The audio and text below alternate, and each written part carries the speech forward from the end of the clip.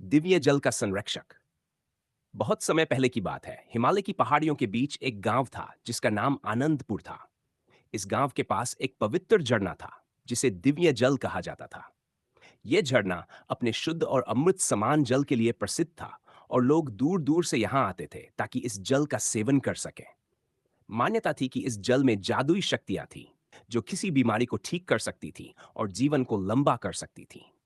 लेकिन इस दिव्य झरने का एक संरक्षक था, एक शक्तिशाली ड्रैगन जिसका नाम अग्नियर्थ था।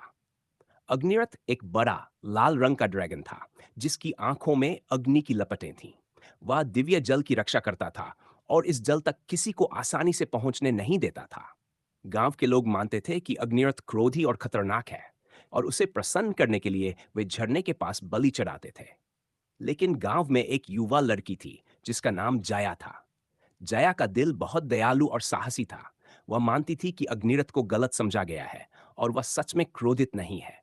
जया ने तय किया कि वह अग्निरथ से मिलेगी और उसकी सच्चाई जानेगी। एक दिन जया ने हिमालय की कठिन चढ़ाई शुरू की और कुछ दिनों बाद दिव्य झरने तक पहुंच गई।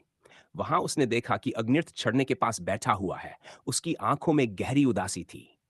जया ने साहस जुटाकर कहा, हे अग्निरथ, मैं जया हूं। मैं यहां आपके साथ बात करने आई हूं।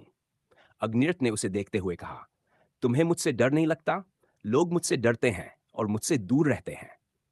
जया ने विनम्रता से उत्तर दिया, मुझे डर नहीं लगता क्योंकि मैं समझना चाहती हूं कि आप क्यों यहां रहते हैं और इस झरने की रक्षा क्यों करते हैं। अग्नियर्थ ने धीरे से कहा, लोग मुझसे डरते हैं क्योंकि वे नहीं जानते कि मैं क्यों यहां हूं। इस झरने का जल दिव्य है, लेकिन अगर इसे गलत हाथों में जाने दिया जाए तो यह अमृत नहीं बल्कि विष बन जाएगा। मैं यहां इसलिए हूं ताकि इसे बुरे लोगों से बचा सकूं और यह जल केवल उन्हीं को मिल सके जो इसके योग्य हैं। जया ने समझते हुए कहा, आप सच्चे रक्षक हैं, लेकिन लोग आपको समझ नहीं पाए।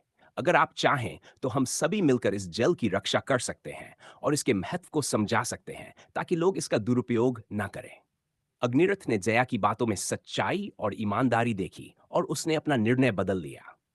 उसने जया को दिव्य जल का सही उपयोग सिखाया और गांव वालों को बुलाकर यह बताया कि कैसे इस जल को संरक्षित किया जा सकता है।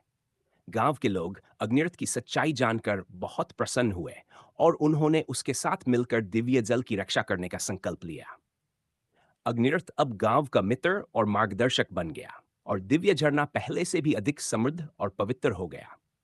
जया की समझदारी और साहस ने न केवल अग्निरथ को गांव का संरक्षक बना दिया, बल्कि दिव्य जल की शक्तियों को सुरक्षित रखने में भी मदद की।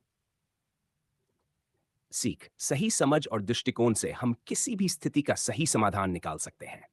कभी कभी डर और अज्ञानता हमें सच्चाई से दूर कर देती है, लेकिन साहस और विश्वास से हम उसे पा सकते हैं।